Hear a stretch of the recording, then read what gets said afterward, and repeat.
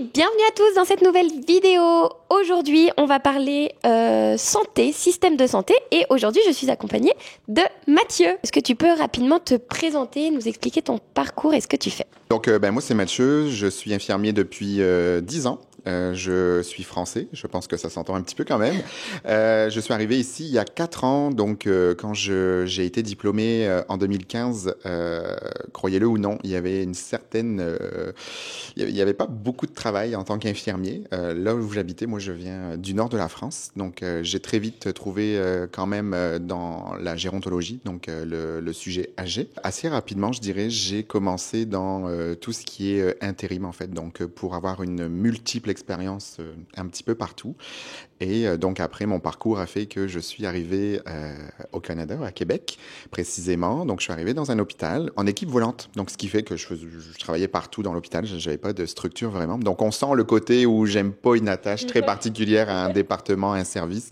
J'aime ça bouger. Puis après, au bout d'1 an, j'ai recommencé un peu l'intérim, où là j'ai eu l'occasion de voyager un petit peu dans la province de Québec. Je suis pas allé bien loin, mais quand même, j'ai vu pas mal de petites choses. Et ça a été vraiment très, très intéressant. Et aujourd'hui, depuis janvier, donc je travaille pour le CIUS de la capitale nationale. Je travaille au guichet d'accès à la première ligne et à la régulation ambulancière. Merci beaucoup. Mais du coup, on voit que tu as un parcours aussi riche et varié. Donc ça, c'est super intéressant. Et justement, toi qui as eu l'occasion de voir différentes choses, différentes structures, comment tu résumerais un petit peu à la fois l'état actuel et le fonctionnement du système de santé au Québec? Ce qu'il faut savoir, c'est que c'est ça. Moi, je suis ici depuis 4 ans, donc j'en apprends encore, évidemment. Donc, ce qu'il faut savoir, c'est que le système de santé est pareil que la France. C'est un système qui est public, qui est financé par nos impôts. Donc, ce qu'il faut savoir. Et c'est régi par principalement ce qu'on appelle la RAMQ. Donc, la RAMQ, qui est la Régie d'assurance maladie du Québec, qui est l'équivalent donc de la fameuse carte vitale en France, l'assurance maladie. Et donc, en fait, c'est vraiment une structure qui va permettre de payer tout ce qui est les frais en lien avec une consultation médicale, une consultation de spécialité, de l'hospitalisation, que ce soit de l'hospitalisation dans un hôpital, en psychiatrie, par exemple. Ça va vous payer aussi les frais à l'urgence, les soins à domicile, puis certains traitements en pharmacie. Alors justement, toi qui es passé par là en tant qu'arrivant français, est-ce que tu peux expliquer un petit peu en tant que nouvel arrivant quelles sont les possibilités d'accès justement à ce système de santé à la RAMQ? Logiquement, voilà, si vous êtes né ici, vous avez la RAMQ, hein, c'est logique. Mais ne serait-ce que, par exemple, les familles qui arrivent ici puis qui ont un enfant, l'enfant a tout de suite la RAMQ. Là, je vais faire un peu au niveau des différents types de permis qu'on peut avoir. Donc, par exemple, le PVT, souvent le plus connu, donc le fameux permis vacances-travail, où lui ne donne pas droit à la RAMQ. Donc là, dans ce contexte-là, vous devez prendre une assurance privée et c'est même obligatoire d'ailleurs. J'allais dire, je vous le conseille, mais c'est obligatoire pour le PVT. Donc, puis vaut mieux au vu des tarifs que vous pouvez avoir. Donc, vaut mieux ne pas avoir de mauvaises surprises. Ne serait-ce aussi que tu es touriste, évidemment, tu n'as pas la RAMQ. Donc, encore pire, vaut mieux avoir une assurance santé. Toutes les personnes qui sont en résidence permanente, donc on a le droit, effectivement, donc à la fameuse RAMQ. Mais ce qu'il faut savoir, c'est que, je ne sais pas si tu le savais, tu ne peux pas quitter le pays plus de 6 mois. Donc, c'est-à-dire que, par exemple, si tu es en résidence permanente et que tu quittes ces 183 jours, si tu quittes plus de 183 jours, tu dois d'abord en informer la régie, donc la RAMQ, et il se peut qu'on t'enlève tes droits pour l'année. Voilà. Donc, ouais, faut savoir, effectivement. Bon, voilà, c'est ça. Logiquement, tu pars pas plus de 6 mois là, quand tu arrives ici, mais ça se peut que, effectivement, il y en a, ils adorent aller dans le sud. Là. Donc, si tu pars plus de 6 mois, que tu as un appartement là-bas, voilà, il faut prendre en compte. Les personnes qui sont réfugiées aussi ont droit à la RAMQ, puis ils ont le droit aussi à une assurance qui est plus fédérale dans ce contexte-là. Toutes les personnes qui sont en PTT, donc le permis de travail temporaire, que ce soit ouvert ou fermé, donc vous avez le droit. Et par contre, là, effectivement, comme c'est un permis de travail temporaire, vous ne pouvez pas partir plus de 21 jours. Donc, si vous partez plus de Ok. 21 jours, donc 3 semaines, il faut aussi en avertir la RAMQ. Donc, vous pouvez, alors peut-être que vous n'aurez pas forcément un trait sur votre dossier, dans le sens où vous Ouais, n'aurez ouais. plus l'assurance maladie, mais vous devez d'en avertir la régie. Donc, là, par contre, ça peut aller vite, hein, parce qu'on peut être en permis de travail pendant 2 ans, 3 ans, ça dépend quel type de permis que vous avez. Euh, 3 semaines, ça Ouais, peut être 21 rapide. jours, ça. Ouais. Donc, si vous repartez en France ou dans un autre pays pendant 3 semaines, ça peut se faire, hein. Donc, il faut y penser. Tout ce qui est autres résidents temporaires, comme les permis d'études, de stage, vous avez le droit, oui, mais certains pays, il y a une entente entre le Québec, principalement le Canada, et d'autres pays. On a 11, donc je ne les citerai pas tous, Ok. je ne les connais pas par cœur, mais par exemple, les plus gros, là, ça va être la France et la Belgique en font partie. Ok. Donc, vous avez le droit à une entente qui vous permet d'avoir la RAMQ. Les enfants de moins de 18 ans qui viennent ici pour au moins plus de 6 mois ont le droit aussi à la Ok. RAMQ. Dans n'importe quel contexte, même si vous venez en PVT et que vos enfants ont moins de 18 mois et qui sont là plus de 6 mois, moins de 18 ans, pardon, et qui sont là plus de 6 mois, peuvent avoir Ah, donc ok. la RAMQ, effectivement. Ce qu'il faut savoir, c'est que ne serait-ce que quand tu es en permis de travail temporaire, par exemple, quand vous arrivez, vous devez faire vos démarches donc auprès de la RAMQ, mais vous avez un délai de carence. Un délai de carence de 3 mois. Donc, quand vous arrivez ici, que vous faites vos démarches et que par la suite, vous avez ce délai-là, le délai n'est pas pris en compte. Donc, c'est-à-dire que si vous avez besoin de frais médicaux pour tout ce qui est pris en charge par la RAMQ, vous devez d'avoir une assurance privée Hmm. pendant 3 mois. Sauf cas exceptionnel. Donc, effectivement, par exemple, les personnes qui sont victimes de violences conjugales, familiales ou des agressions sexuelles, donc reconnues évidemment auprès d'un médecin, tout ce qui est grossesse, accouchement, des interruptions volontaires de grossesse. Donc ça, c'est pris en compte. Merci parce que c'est un bon tour là. On n'aurait pas pu mieux résumer. Je sais que souvent on trouve plein d'infos différentes sur plein de sites. Donc là, tu nous as tout, Oui, j'espère. ouais, tout condensé. Trop bien. Ben écoute, en sachant ça, en sachant toutes les différentes catégories de personnes qui ont droit, pas droit, etc. euh, En partant du principe, admettons qu'on est couvert par la RAMQ, on est éligible, ça y est, on est couvert, on a une carte. Si demain je suis malade et que je n'ai pas de médecin de famille, alors tu pourras peut-être aborder la notion de médecin de famille, Mhm. mais c'est quelque chose qu'on voit souvent. Quelles sont en fait mes options? Qu'est-ce que je peux faire à part appeler le 911? Le fameux 911. Donc déjà, c'est bien, tu l'as précisé. Donc en cas d'urgence, c'est le 911. Ne venez pas ici avec l'idée d'appeler le 18 ou le 15, Ouais, ça ne marchera pas. Je sais même, d'ailleurs, si j'ai jamais je testé, sais mais je pas, pense ouais, pas que si ça ça. fonctionne. Ce qu'il faut savoir, effectivement, tu l'as très bien dit, c'est que ici, on appelle ça des médecins de famille. Donc l'équivalent d'un médecin traitant en France. Ok. Ouais, c'est ce qu'on disait aussi. Et alors, la problématique qu'il y a ici et qu'on rencontre de plus en plus en France également, c'est que l'accessibilité à un médecin de famille est pas facile.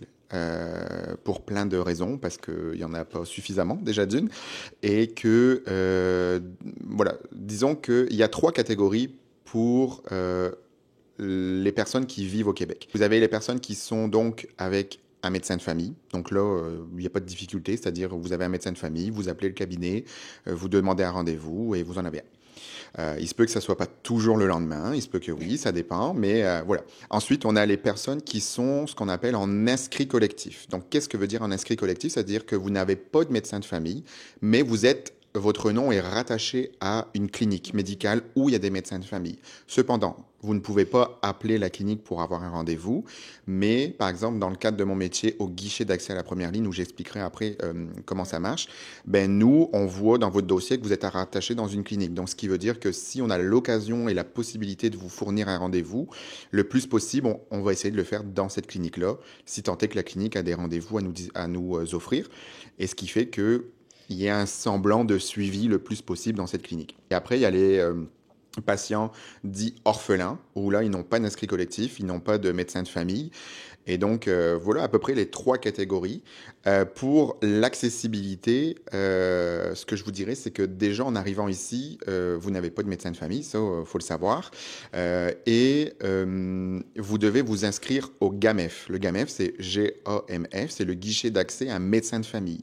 Donc, c'est-à-dire que c'est juste un formulaire à remplir pour que vous êtes inscrit. Tant que vous ne le faites pas, c'est pas automatique. Là, c'est pas vous arrivez ici, vous vous inscrivez à la RAMQ, puis la RAMQ va le faire. Non, vous devez le faire. Et vous devez le faire pour tous les membres de la famille, d'accord? Même un bébé ou peu importe. Donc ça, c'est important de vous inscrire parce que si vous ne vous inscrivez pas, ben jamais on va vous rappeler pour avoir un médecin de famille.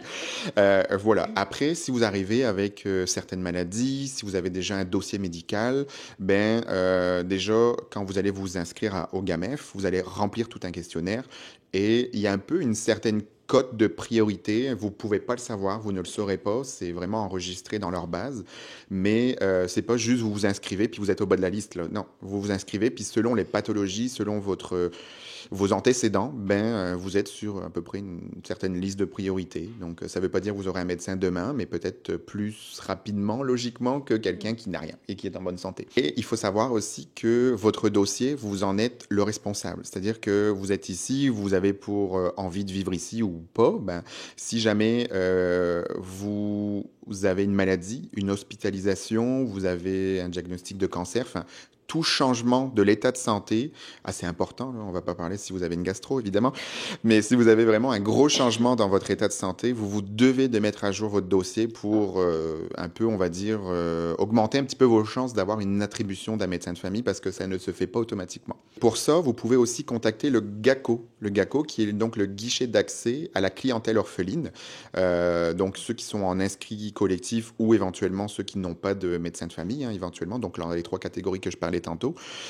C'est une institution où vous allez pouvoir mettre à jour votre dossier en parallèle avec une personne qui va vous répondre. Et si jamais vous ne voulez pas forcément le faire sur votre dossier GAMEF, vous pouvez appeler le GACO, G-A-C-O. Sinon, donc, pour accéder à un médecin quand vous avez besoin d'une consultation médicale qui n'est pas de l'ordre de l'urgence, donc en premier lieu, nous, ce qu'on conseille vraiment au guichet d'accès à la première ligne, c'est vraiment d'utiliser RVSQ. Qu'est-ce que RVSQ? RVSQ, ça veut dire Rendez-vous Santé Québec.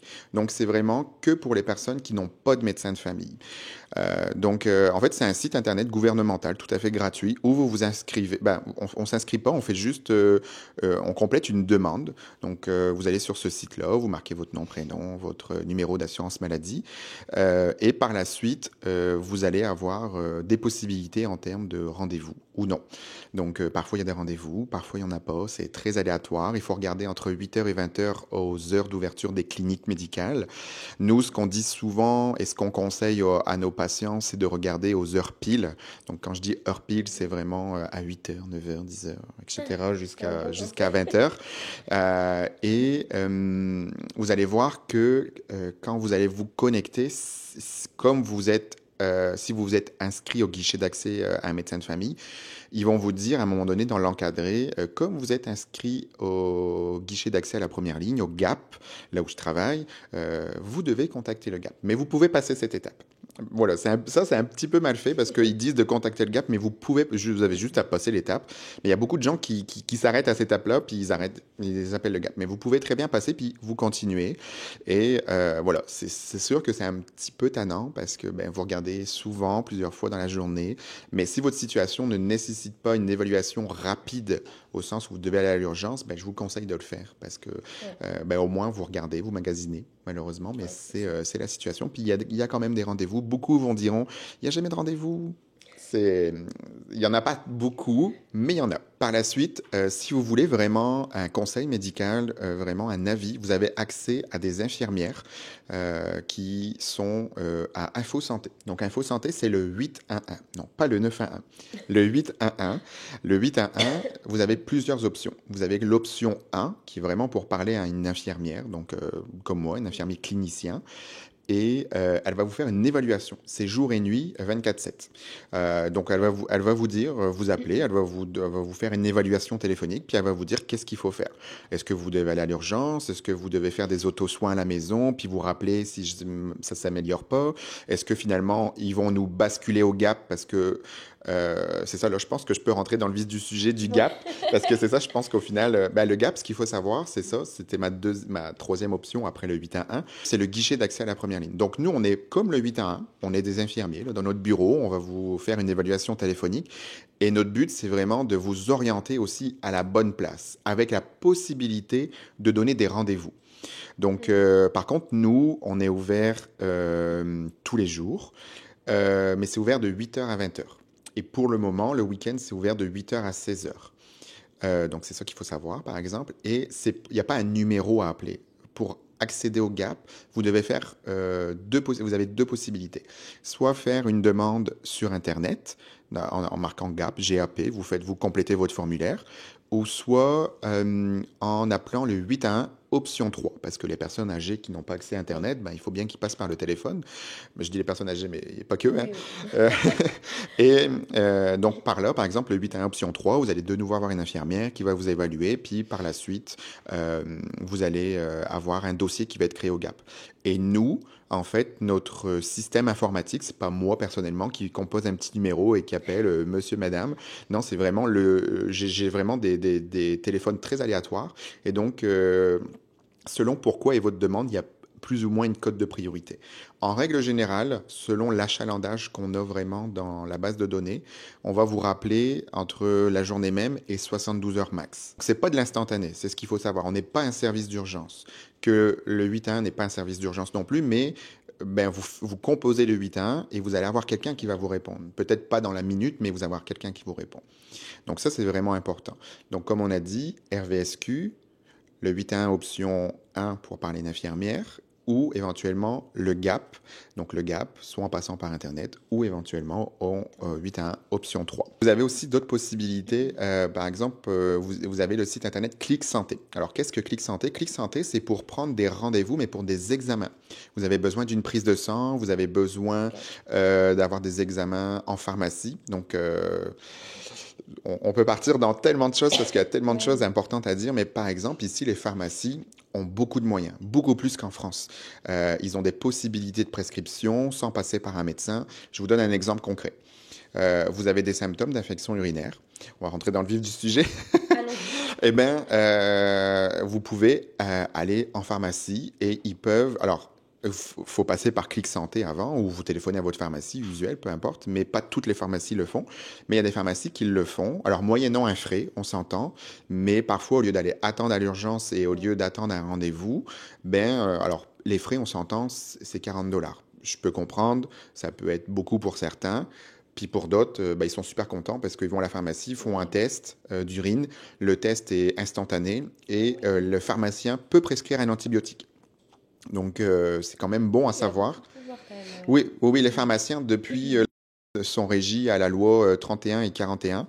Alors, ils avaient certainement cette loi-là avant. Là, je ne suis pas expert et je m'excuse si je me trompe. Mais nous, on travaille vraiment en collaboration aussi avec eux parce que grâce à ces lois-là, moi, je vois qu'est-ce qu'ils sont capables de pouvoir traiter, faire. Et parfois, on sous-estime la capacité de votre pharmacien. Donc, n'hésitez pas à aller les consulter aussi en première intention quand c'est pas forcément hyper grave. Encore une fois, on s'entend. Peut-être qu'ils pourraient vous aider bien plus que vous ne le pensez, par exemple. Après, vous avez d'autres systèmes pour prendre des rendez-vous. C'est vrai que ceux-là, on aime moins parce qu'ils sont payants, mais faut le savoir. Donc, vous avez, par exemple, TELUS Santé. Donc, TELUS Santé, c'est souvent relié à vos conventions collectives. Donc, renseignez-vous bien. Peut-être que votre employeur vous permet d'avoir de la télémédecine, de la téléconsultation qui est pris en charge. Donc, faut pas hésiter. Par la suite, vous avez, pour terminer, vous avez les cliniques privées, évidemment. Oui. Ici, faut pas mentir. Ici, il y en a beaucoup. En France, on en parle beaucoup moins parce que vous pouvez aller très bien dans moi, j'ai travaillé dans des cliniques en France privées, mais c'était remboursé par... Voilà. Donc, ici, non. Vous avez aussi Bonjour Santé. Bonjour Santé, c'est un site qui est payant. C'est un site où je pense que c'est une moyenne de 10 $ par jour.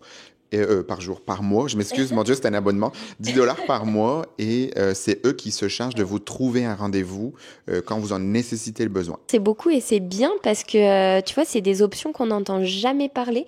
Moi, honnêtement, avant d'arriver ici, et pourtant on avait fait plein de recherches avec les enfants et tout, et j'avais jamais entendu parler du GAP, du GACO, qu'il fallait s'inscrire au guichet, tout ça. Donc, je pense que je ne serais pas la seule à ne pas en avoir entendu parler, mais à être contente de le savoir. Tant mieux. Donc du coup un grand merci. Donc là effectivement tu nous as donné un peu toutes les options pour voilà si vous avez quelque chose puis vous sentez que ça nécessite pas effectivement de soins urgents. Alors est-ce que dans l'autre sens, justement, tu peux nous dire un petit peu quand justement on va à l'urgence et puis un petit peu comment ça se passe. La fameuse question. Je me permets juste de revenir à la question d'avant parce que j'ai oublié. C'est juste vraiment un petit aparté. Vous avez aussi le site Carnet Santé. Carnet Santé, je vous conseille de vous inscrire. Ça vous donne pas un rendez-vous ou autre, mais c'est juste que si vous voulez consulter vos examens médicaux, c'est sur ce site-là. Alors, il faut vraiment anticiper parce que quand vous vous inscrivez, vous allez recevoir un code à la maison. Vous allez donc ça prend du temps. Là, c'est pas vous vous inscrivez aujourd'hui puis vous avez accès. Puis ce qu'il faut savoir par rapport à la France, c'est que vous passez une prise de sang. Les résultats, c'est dans un mois. C'est sûr que si vos résultats sont débalancés ou sont pas bons, vous allez le savoir. Hein, le laboratoire a obligation de prévenir le prescripteur ou de prévenir le patient parce que votre résultat est pas bon. Hein. Oui. C'est pas dans un mois vous allez savoir donc que finalement. Oui, voilà, normalement c'est ça, effectivement. Okay. Ta question c'était quand consulter à l'urgence. Ouais. Donc la fameuse question de l'urgence, je vous dirais que c'est tout à chacun. En premier lieu. Quand vous avez vraiment aucun doute que là, il y a une situation urgente, on va à l'urgence. Déjà d'une, ça, c'est le principe de base. Alors, soit on va à l'urgence par ses propres moyens, ou on appelle le 911 et une ambulance va s'en venir. Donc, en travaillant également à la régulation ambulancière en plus du GAP, donc je suis bien placé pour le dire, il y a une certaine méconnaissance et des idées préconçues de croire qu'on appelle une ambulance, ça va être le VIP, on va passer en priorité. Loin de là. Ce qu'il faut savoir, c'est que si vous en estimez le besoin et que vous ne pouvez pas vous déplacer ou X raison, vous devez appeler le 911, vous l'appelez évidemment, hein, c'est une situation d'urgence. Mais quand vous allez avoir l'ambulance qui va arriver, elle va vous amener à l'hôpital, mais vous allez avoir une deuxième évaluation par l'infirmier de triage ou l'infirmière. Et là, elle va vous évaluer et il se peut que si votre situation, selon l'évaluation de l'infirmière du triage, n'estime pas une raison pour passer prioritaire, vous allez attendre dans le camion. Puis moi, quand je travaille à la régulation ambulancière, j'ai des écrans devant mes yeux où je vois le temps d'attente de certaines ambulances. Et croyez-moi qu'il y a des moments, il y a des ambulances qui sont dans le garage et qui attendent des heures. Des heures. Et elles doivent attendre avec... Ouais, elles peuvent pas. En fait, le problème, c'est que en France, on a connu ça aussi. C'est-à-dire que dès lors où un paramédic, donc ceux qui travaillent dans les ambulances, on les appelle les paramédics, quand ils prennent en charge un patient, ils peuvent pas juste je l'amène à l'hôpital et je m'en vais. Non, okay. Ils ont la responsabilité de l'avoir tant que l'urgence ne l'a pas pris en charge. C'est bien. Oui, non, mais oui, tant mieux. Donc, il va rester dans le camion, il va être stabilisé au besoin. Si jamais il se dégrade, il est à l'urgence, donc on va le prendre en charge. Mais si il est en code de priorité qui passe pas devant les autres et que l'urgence, elle est déjà pleine à ce moment-là, qu'il n'y a pas de brancard de disponible, il va attendre, en fait. Donc, parfois, réfléchissez-y vraiment si votre situation, vous sentez que vous êtes en capacité de vous rendre à l'urgence par vous-même, peut-être vaut mieux attendre dans l'urgence avec ses proches que d'attendre dans une ambulance. Voilà. Donc, okay. C'est important d'y penser. Mais je réitère que si vous avez besoin d'une ambulance, on appelle l'ambulance. Hein. Oui, je ne dis pas ça pour désencombrer le système et qu'il ne faut pas appeler les ambulances. Non. Pas du tout mon message. Si jamais, ensuite, par la suite, vous estimez que votre situation n'est pas urgente, vous avez un doute, le 811, option 1, vous allez avoir une infirmière qui va vous répondre. Donc, encore une fois, ce n'est pas peut-être instantané. Peut-être qu'elle va vous répondre dans 10 minutes, 1 heure, 2 heures, 3 heures, je ne sais pas. Mais elle va vous répondre. Et peut-être qu'elle va vous le dire. Elle va vous dire, oui, finalement, j'estime que vous devez aller à l'urgence, etc. Voilà. Donc, vous avez cette possibilité-là. Par la suite, vous avez aussi le GAP. Alors, encore une fois, on n'est pas un service d'urgence. On répond entre la journée même et 72 heures grand max. Mais quand on a un doute, qu'on estime qu'il ne faut pas forcément aller à l'urgence, qu'on peut entendre encore peut-être un 48 heures, le GAP peut être une bonne option parce que peut-être qu'on va vous réussir à vous trouver un rendez-vous, vous allez vous sauver de l'urgence, puis peut-être que finalement on estime que ça vaut vraiment la peine d'aller à l'urgence et là, pas trop le choix finalement. Merci beaucoup. On réitère, si vous avez un problème, vous appelez quand même. Quand il y a un doute, il n'y a pas de doute. Ok, justement, comme on parlait des urgences, puis tu as évoqué le fait de la possible attente dans le camion, et puis ça, c'est du coup, c'est forcément si vous avez peut-être jugé que c'était urgent, mais après l'infirmière de triage fait son évaluation. On entend beaucoup que les urgences, c'est extrêmement long. Bon, je pense que c'est pas non plus que lié au Canada. On l'entend relativement dans beaucoup de pays, mais c'est vrai qu'on l'entend particulièrement ici. Nous, de notre côté, je sais qu'on a fait les deux expériences. On a eu à la fois une très très très longue et puis une prise en charge justement qu'on a trouvé hyper rapide. Mais sur les délais d'attente, comment tu pourrais expliquer justement cette longueur-là? La fameuse question. Ouais, elles sont toutes fameuses. La question piège. Ben, en fait, ce qu'il faut savoir, c'est que moi, dans mon expérience d'infirmier, j'ai fait de l'urgence. J'en ai pas fait beaucoup, mais j'en ai quand même fait en France ou ici au Canada. Il y a vraiment des idées préconçues, ça c'est certain. Tu sais, la fameuse idée qu'on me disait tout le temps, ah, mais vous, vous êtes au poste de travail et puis vous faites rien, vous attendez. Si seulement c'était ça, ce serait génial. Mais non. Donc, ce qu'il faut savoir, c'est que, en fait, moi, j'estime que les urgences sont vraiment le reflet de la société. Malheureusement, c'est une réalité. Puis que ce soit ici ou en France, je ne vais pas dire les autres pays parce que je ne les connais pas, mais que ce soit ici ou en France, ça fait depuis des années qu'on le pense tous, les personnels de santé, et c'est vraiment ça. Pourquoi il y a plus de monde à l'urgence? Déjà, ce qu'il faut savoir, c'est que le Québec, donc la province du Québec, a un taux de vieillissement qui est vraiment beaucoup plus important que des personnes qui rentrent sur le marché du travail et actifs. Je pense qu'on est tous on peut comprendre facilement que des personnes âgées ont parfois beaucoup plus besoin de santé, d'aller à l'urgence pour X raisons. Je rentrerai pas dans les détails, mais on remarque plus de personnes âgées à l'urgence que des enfants, par exemple. Donc ça, c'était un des premiers cas. Par la suite, le manque de personnel. Malheureusement, veut pas, ça en fait partie. Il faut en parler. On a toujours un manque de personnel qui est criant parce que la société avance, la population augmente, mais le personnel infirmier n'augmente pas au pourcentage que la population augmente. Donc vraiment, ça, c'est important à dire. Puis le troisième point, c'est les lits bloqués. En fait, je vous donne un exemple pour que vous puissiez vous situer. Vous arrivez à l'urgence, que ça soit sur pied, donc vous arrivez par vous-même, ou éventuellement par ambulance, peu importe, vous allez être trié par une infirmière, un infirmier qui va vous évaluer. Par la suite, vous allez être soit en majeur ou en mineur. Mineur, c'est-à-dire vous allez être sur pied, vous allez voir un médecin dans un bureau, il va vous consulter, une infirmière, etc. Ou en majeur. Le majeur, c'est un peu là où on voit comme dans les films, vous allez être sur un brancard, on va vous monitorer. Voilà, c'est un peu là où il se passe les grosses urgences, entre guillemets. Donc c'est là où ça commence. Par la suite, ça, on n'a pas 50 lits.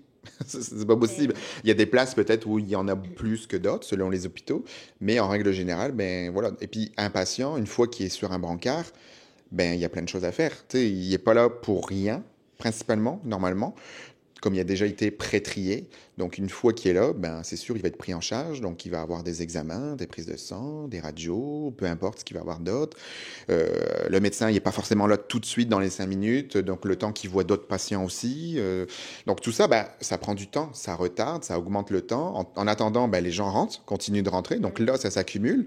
Puis, ce qui nous retarde beaucoup, c'est les lits bloqués. Les lits bloqués, c'est quoi? C'est-à-dire que si vous venez, on a fait tous les examens, puis finalement, le médecin décide de vous hospitaliser, on va vous hospitaliser quand on aura une place. C'est-à-dire que si vous devez monter en chirurgie ou peu importe, il n'y a pas de place, on va attendre qu'un lit se libère. Un lit peut se libérer le lendemain, dans 48 heures, peut se libérer dans 1 heure. On ne le sait pas à l'avance. Évidemment, tout ça est aiguillé entre tous les chefs d'unité, les assistants.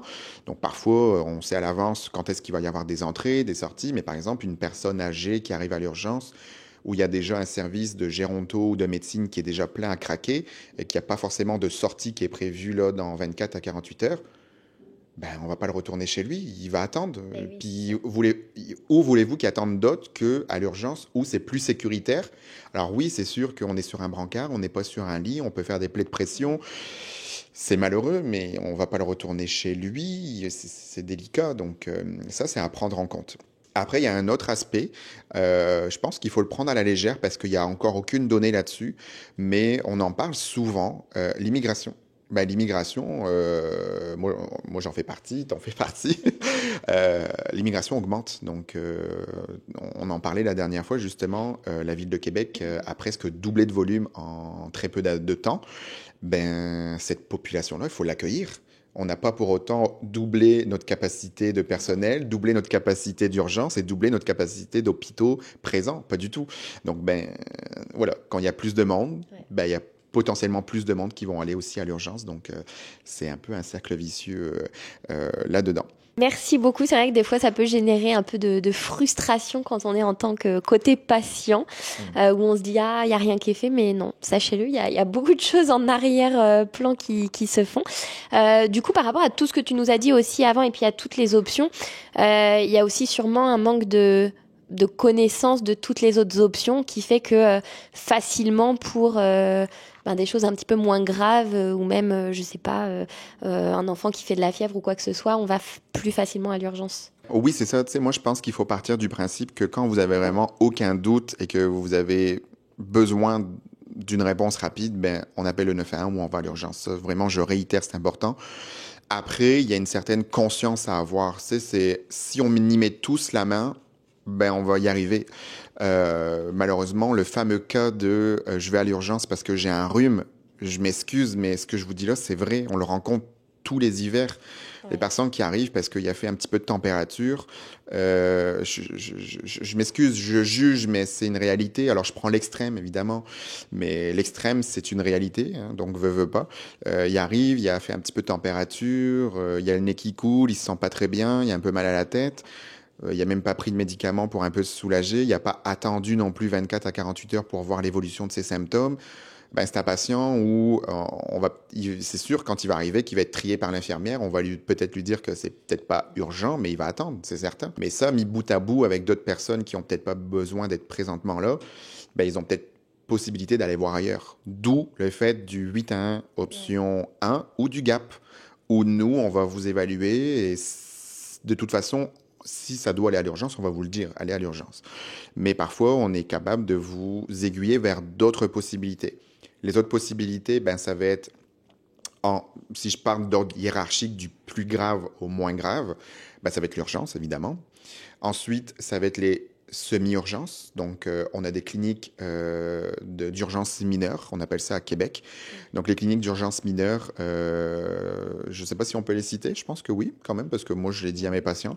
Donc, vous en avez deux. Vous avez la clinique d'urgence mineure du Jeffreyel, donc qui est située plus en Haute-Ville, à côté du Saint-Sacrement, pour ceux qui connaissent. Et vous avez Chauveau, la clinique d'urgence mineure de Chauveau, qui sont à côté de Wendake. Donc, ce qu'il faut savoir, c'est que ce sont des cliniques d'urgence mineures. Pour la peine, moi, j'y ai travaillé dans ces deux cliniques, donc je sais comment ça marche. Et tout fait. Oh, bah, pas tout, mais j'ai vu pas mal de choses, j'avoue. Je suis très curieux. Et c'est vraiment, en fait, c'est génial. C'est malheureusement victime de son succès, évidemment, hein, mais moi, quand j'ai commencé à travailler là-bas, c'était toujours en intérim, en agence. C'était il y a 2 ans et demi. Alors, il y a 2 ans et demi, c'est drôle parce que la population ne connaissait pas ça. Et donc, moi, je parle de Jeffrey, là, Chauveau, j'y suis allé un petit peu après, mais c'était drôle parce que on attendait les patients. Ah oui? Oui, on attendait les patients. Les patients arrivaient, s'enregistraient, passaient par l'infirmier du triage, voyaient le médecin, et sans mentir, en 1 heure, tout était fait. Alors ça, c'était le monde merveilleux. Et là, en fait, parce que ce qu'il faut savoir, c'est que c'est un projet gouvernemental, donc le gouvernement essaye de trouver des astuces pour pallier un peu justement à ce besoin d'aller à l'urgence.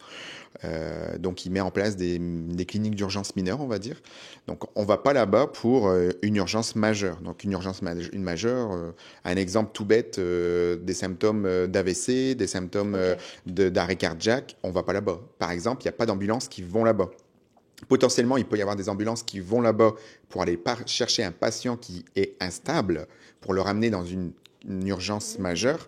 Mais on ne va pas dans ces urgences-là pour un gros bobo, on va dire, au sens large. On va là-bas, ça fonctionne comme une urgence. Donc, vous avez une infirmière qui vous trie. Par la suite, vous allez voir un médecin. Puis, vous allez avoir les examens qu'il faut. Mais on y va pour vraiment quelque chose d'un petit peu plus mineur. D'accord? Ce qu'il faut savoir, c'est que ces urgences-là, pourquoi elles sont mineures? Parce que déjà, d'une, elles ne sont pas ouvertes la nuit. C'est des urgences qui sont ouvertes la journée. Pour le Jeffreyel, c'est ouvert de 8h à 20h. Pour Chauveau, c'est un peu plus tard. C'est de 8h à 22h. Et donc, il se peut que vous allez à ces urgences-là, Oui, c'est sûr, vous n'aurez pas 24 heures de temps d'attente, c'est logique, parce que c'est fermé la nuit. Donc, ça, c'est sûr que c'est important à voir, mais vous avez ce risque que vous allez aller là-bas et qu'on vous retourne de bord parce que finalement, ben, soit on est en pleine capacité, soit on va pas pouvoir vous prendre parce qu'il faut anticiper la fermeture, ou soit parce que l'infirmière a finalement fait en sorte que votre triage montre qu'il n'y a pas des signes qui nécessitent d'attendre à l'urgence, donc elle va vous proposer d'autres options. Elle est en capacité de vous trouver des rendez-vous quand il y a des rendez-vous de disponibles. Elle peut vous retourner au 8 à 1 ou au GAP. Donc on se jette un petit peu Ouais, tous la ouais. balle, mais ben voilà, on fait tous une évaluation, on est tous là en priorité pour le patient. Impeccable, c'est que des bonnes informations. En tout cas, ce qu'on retient, c'est qu'il y a quand même pas mal d'options, qu'on les connaît pas forcément. Donc c'est ça. Évidemment, grosse urgence ou gros doute, ben 911, tu l'as bien dit, mais on le redit, on le redit. Mais voilà, il faut garder en tête qu'il y a, il y a plein d'autres options et voilà, et que ça peut valoir le coup, ben juste d'être bien orienté. Je voulais savoir aussi ce que tu pensais. On voit souvent que le système de santé au Québec, c'est beaucoup de paperasse, d'administratif. Je ne sais pas trop par rapport à la France, d'ailleurs, ce qu'on dit ou pas, tu pourras comparer. Mais voilà, toi, qu'est-ce que tu en penses? Et puis, est-ce que tu peux l'expliquer si vraiment c'est un fait? C'est un fait. Ok. Plus Oui. qu'en France. Ah oui, oui, vraiment plus. Ok. Quand je suis arrivé ici, ça m'a quand même un peu choqué, ce côté administratif et paperasse, comme on aime bien dire. En France, on en avait, là, faut pas se leurrer, on en avait, mais beaucoup moins qu'ici. Ici, on en a quand même pas mal. En fait, ce qui est vraiment un peu le paradoxe, c'est que là, ça va être vraiment un jugement, mais qui m'appartient. Moi, en arrivant ici, je pensais, comme beaucoup, genre arriver dans Grey's Anatomy. Les tablettes tactiles, toutes super informatisées. J'ai descendu de 10 étages, c'est pas ça du tout. Dans certains endroits, on est encore aux notes infirmières papier, donc avec des classeurs. On fait nos notes en écrit. On n'est pas tant sur l'informatique, mais ça tend à changer un petit peu. Ok. Donc voilà, j'ai bon espoir, hein. Moi, je suis très positif qu'à un moment donné, ça va s'alléger. Mais si vous parlez à des médecins de famille, principalement, ben, eux, ils vont vous le dire, que la charge administrative est hyper lourde pour eux. Nous, en tant qu'infirmiers, ben oui, on le ressent, mais j'ai pas l'impression que ça impacte sur ma qualité en termes d'infirmier. Ça va dépendre, vraiment, ça va dépendre de où vous êtes, ça va dépendre de vraiment votre charge de travail. Il se peut qu'il y a des jours où oui, ça va impacter parce que j'ai tellement de documents, j'ai tellement de patients qui ont besoin d'examens, de suivi que ben, je peux pas être au pied du patient pendant 1 heure, ça c'est certain. Mais on essaye de s'en sortir. Quand vous êtes infirmier français, vous avez une équivalence où vous êtes ici infirmier clinicien. Alors, ça ne parlera pas au français, c'est certain. Il y a différents types d'infirmiers, en fait, ici, d'un point de vue très hiérarchique pour vraiment se donner une idée. Si on commence en haut, vous avez donc ce qu'on appelle l'IPS. L'IPS, c'est l'infirmier en pratique, l'infirmier... voyons, j'ai plus les mots. L'infirmier spécialisé, c'est ça que je voulais dire. Donc, vous avez vraiment ce côté-là, donc qui existe en France depuis peu, je crois 2018. Nous, ça existe depuis moins de 2010 ici. Donc, en France, ça s'instaure là. C'est un peu compliqué Ouais. à mettre en place parce que c'est assez nouveau, mais ça s'instaure ici, c'est quand même bien ancré. Et vous avez les infirmiers spécialisés qui sont, j'aime pas trop dire ça, mais imagés sont des mini-médecins. Ils peuvent travailler en autonomie. Ils peuvent, il existe par exemple des cliniques d'infirmiers spécialisés. Ce qui veut dire Ok. que vous pouvez très bien aller là-bas, vous faire ausculter, vous faire diagnostiquer et traiter, sans passer par un médecin. Alors ça dépend pourquoi, évidemment, mais il y a des possibilités là-dedans, effectivement. Donc, ne serait-ce que, par exemple, si vous prenez parfois un rendez-vous sur RVSQ, là, j'embraye sur ça, ben, parfois, vous pouvez avoir un rendez-vous avec une infirmière spécialisée et pas forcément un médecin. Donc, il y avait l'infirmier spécialisé, ensuite l'infirmier clinicien, comme moi. Vous avez des infirmiers entre deux, donc ce qu'on appelle des CEPI, c'est des infirmiers qui sont en devenir pour être cliniciens, qui font à peu près la même chose que moi, quand même, en règle générale, général, tout va se jouer sur la rémunération. Vous avez des infirmiers techniciens, à peu près pareil aussi, et vous avez aussi des infirmiers auxiliaires qui n'existent pas en France. Alors un infirmier auxiliaire, je vous dirais que c'est l'entre-deux entre un infirmier comme moi clinicien, puis un préposé, un aide-soignant. Il va pas faire ce que fait forcément un aide-soignant, mais il va pas faire tout ce que fait un infirmier. Il va vraiment être l'entre-deux. Je vous donne un exemple. Souvent, quand il y a des infirmiers auxiliaires, moi je vais vous donner l'exemple à l'hôpital, ben on est en djihad. En djihad, ça veut dire on va être un binôme. Donc il va y avoir moi, l'infirmier clinicien, que je vais travailler avec une infirmière auxiliaire. Moi, mon rôle va être beaucoup d'évaluateur. Donc, l'évaluateur, c'est-à-dire, je vais être au pied du patient, je vais aller l'évaluer, je vais aller l'ausculter. Parce que oui, ici, on fait les auscultations pulmonaires et cardiaques, qu'on ne fait pas forcément en France, mais on le fait ici. Donc, voilà. L'auscultation en France est seulement réservée aux infirmiers en pratique avancée, il me semble, donc les IPA.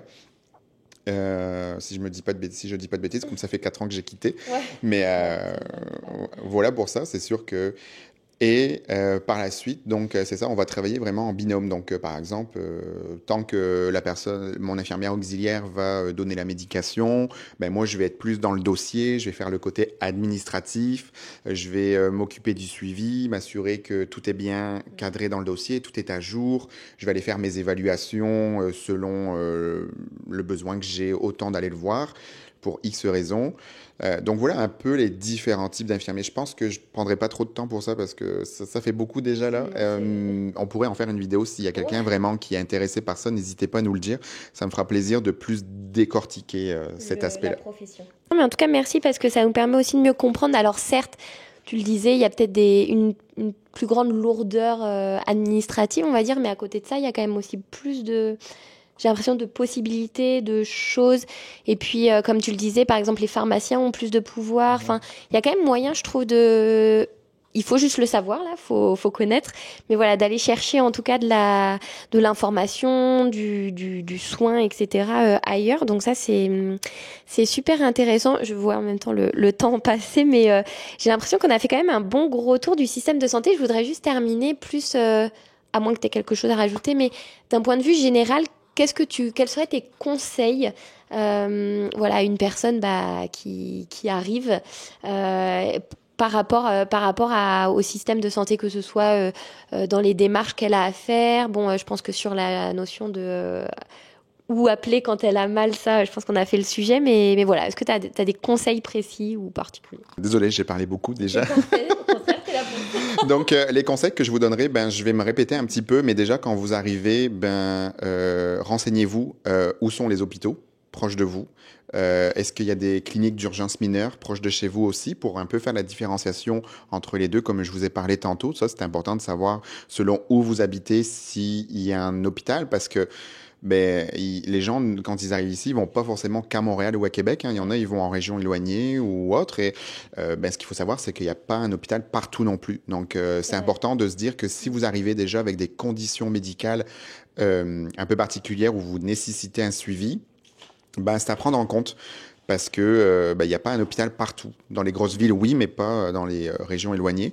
Donc, en premier lieu, ce serait ça, de se renseigner. Par la suite, ben, vraiment de vous inscrire au GAMEF, donc le guichet d'accès à médecin de famille.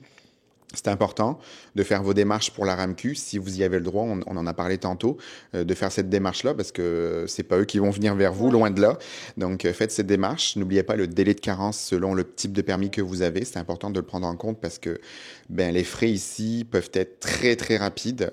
Je vous donne un exemple. Alors, on n'est pas comme aux États-Unis où il y a des milliers de dollars. On n'en est pas là.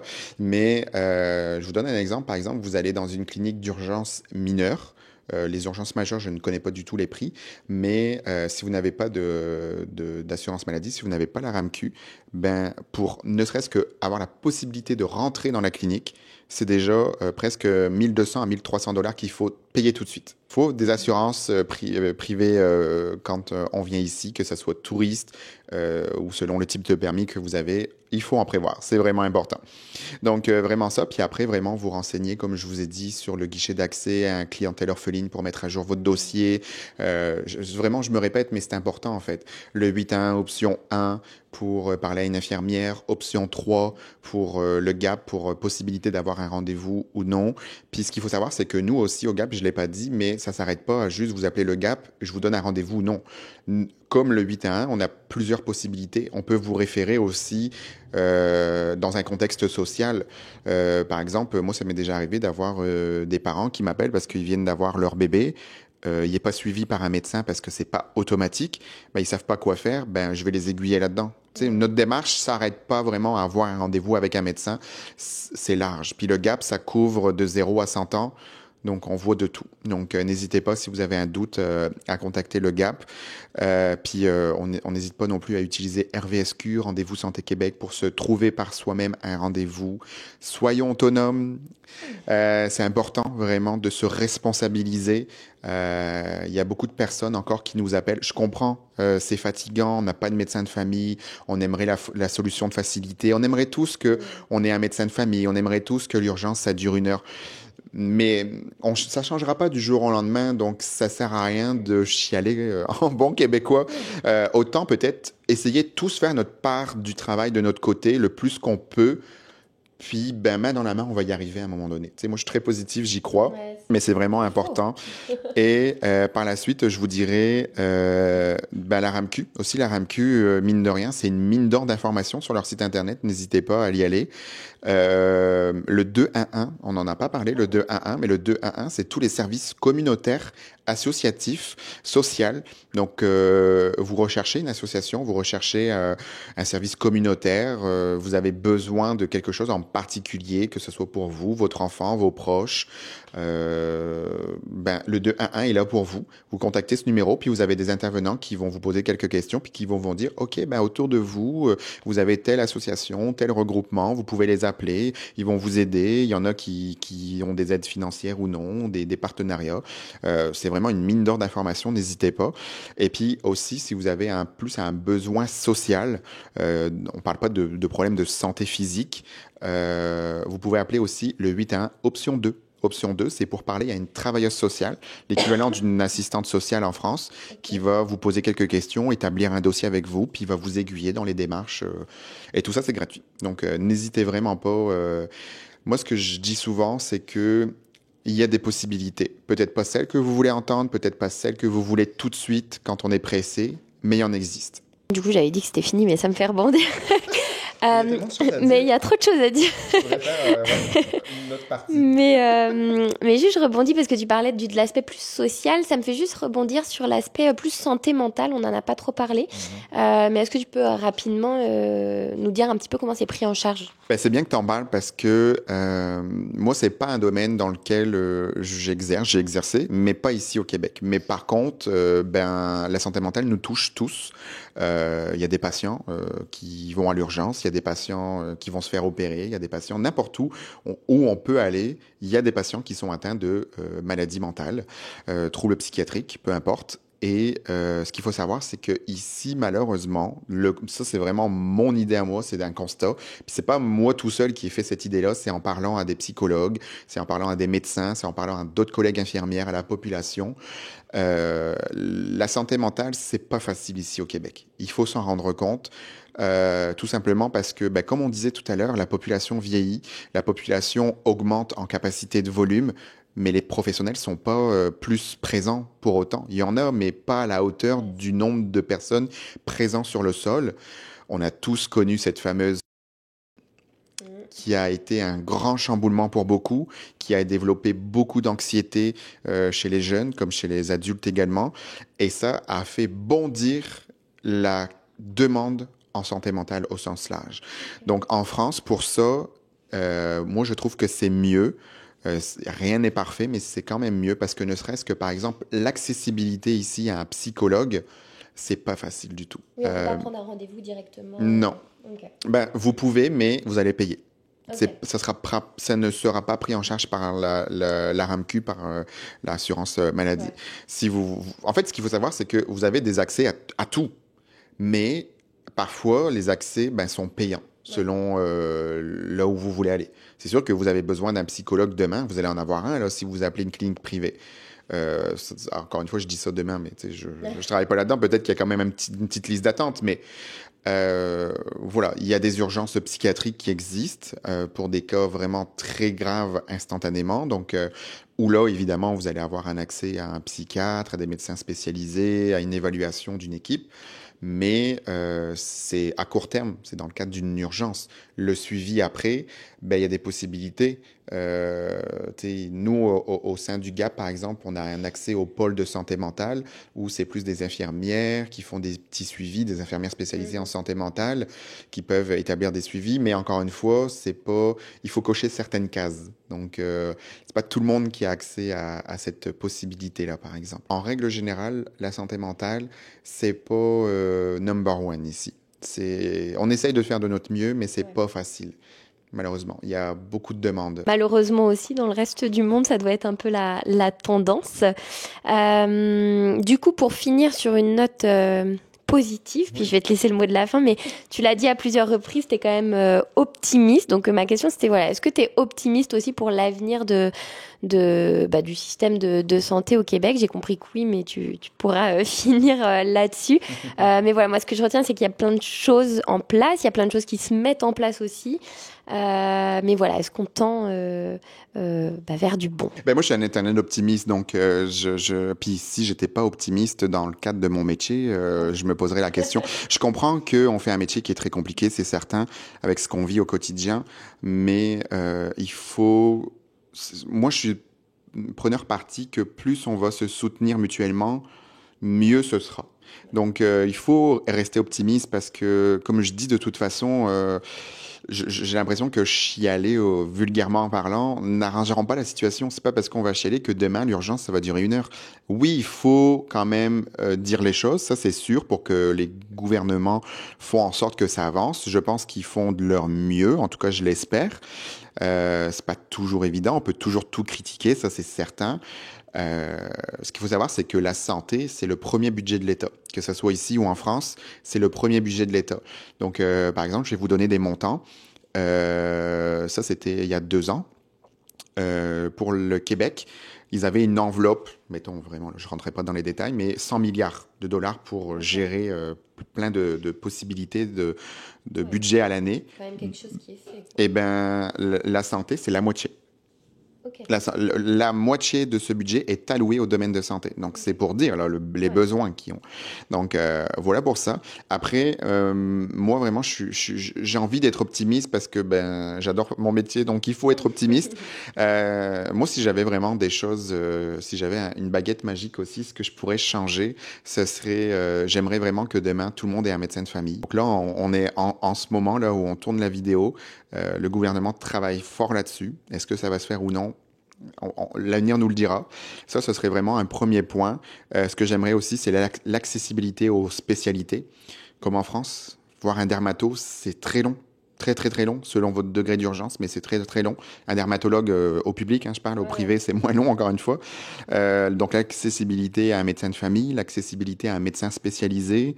Ce que je dirais aussi, c'est plus d'urgences mineures. Pour moi, les urgences mineures, c'est vraiment un bon combo. Ça aide beaucoup, mais ils ont besoin de moyens. Ils ont besoin de plus de personnel, plus de possibilités financières. Voilà, il en faut vraiment plus pour moi. Donc, j'espère que le gouvernement va travailler dans ce sens-là.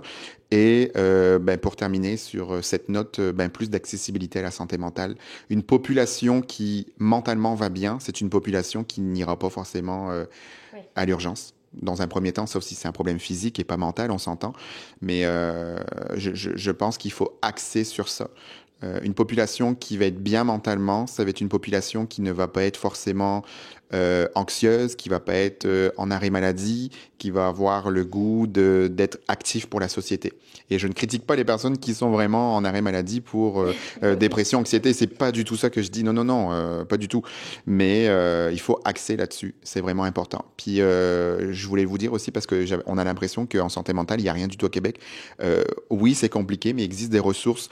Donc pour toute personne qui ont besoin d'un accès, par exemple, en santé mentale pour des questions. Il existe, alors moi je parle pour le Québec, je ne sais pas pour le reste, pour la ville de Québec, pour le reste à Montréal, je pense que c'est partout pareil, mais il existe le centre de crise. Donc le centre de crise qui est vraiment un un regroupement où si vous avez une situation de crise, besoin de parler, les gens sont là, c'est ouvert 24/7. Ils peuvent faire du soutien téléphonique, ils peuvent se déplacer à domicile, ils peuvent même vous héberger temporairement en cas de situation de crise. Donc voilà, ça c'est vraiment important. Et vous avez aussi, ben là c'est plus global dans le milieu, par exemple, on n'aime pas trop parler de ça, mais la santé mentale où on a des questions sur le, par exemple, ben, il existe les centres de prévention. Donc, faut vraiment pas l'oublier. C'est d'une mine d'or d'informations. Ça peut être autant pour vous personnellement parce que ben, vous vous posez quelques questions que pour les proches qui ont besoin.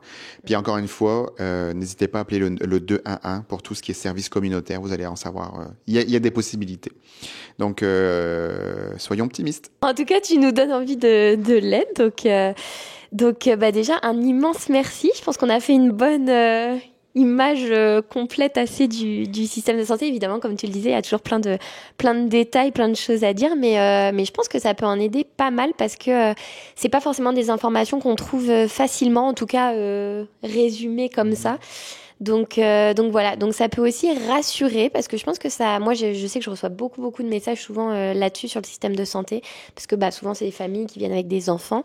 Donc voilà, je pense que c'est quand même un discours qui est rassurant. Moi je trouve qu'il y a quand même plein de bonnes choses.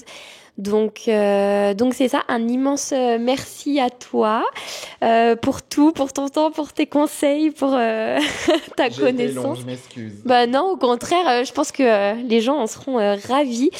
Et puis bah, j'espère qu'on te reverra très bientôt. Et puis je te laisse le mot de la fin. Ça, t'as l'apprécié. C'est ça. Ben, merci à toi pour l'invitation. Je trouve que c'est vraiment important de parler de ce sujet qui est pas facile. Je sais pas tout, loin de là.